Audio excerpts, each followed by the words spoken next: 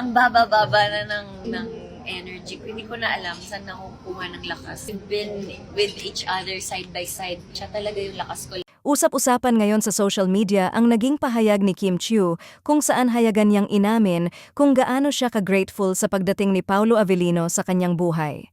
Sa isang panayam, sinabi ni Kim ang linyang, "We've been with each other side by side, siya talaga yung lakas ko," na agad nagpainit sa espekulasyon ng publiko tungkol sa tunay na estado ng kanilang relasyon.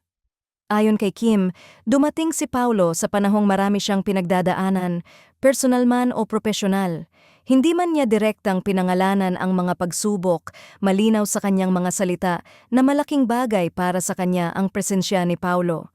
Inilarawan niya ito bilang isang taong tahimik, ngunit ramdam ang suporta, laging nariyan sa likod ng kamera at sa mga sandaling kailangan niya ng sandalan. Dagdag pa ni Kim, hindi raw matatawaran ang paraan ng pagsuporta ni Paulo sa kanya, mula sa pag-unawa sa kanyang trabaho hanggang sa pagbibigay ng lakas ng loob sa mga panahong pagod at puno ng pressure ang kanyang isip. Aniya, bihira ang taong marunong makinig ng hindi nanghuhusga at isa raw si Paulo sa mga taong iyon.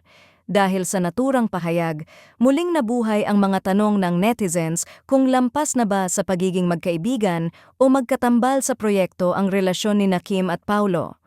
Matatandaang matagal nang napapansin ng publiko ang pagiging komportable nila sa isa't isa, sa mga interview, behind-the-scenes moments, at maging sa paraan ng kanilang pakikitungo sa harap ng kamera. Bagamat wala pang direktang kumpirmasyon kung ano talaga ang namamagitan sa dalawa, malinaw sa mga sinabi ni Kim na may espesyal na puwang si Paulo sa kanyang buhay. Sa ngayon, nananatiling tahimik si Paulo hinggil sa isyong ito, ngunit patuloy ang pag-abang ng publiko sa susunod na kabanata ng kanilang kwento. Isa lang ang malinaw, para kay Kim Chiu, ang pagdating ni Paulo Avellino sa kanyang buhay ay isang bagay na labis niyang ipinagpapasalamat at isang lakas na tumulong sa kanya upang magpatuloy sa kabila ng lahat.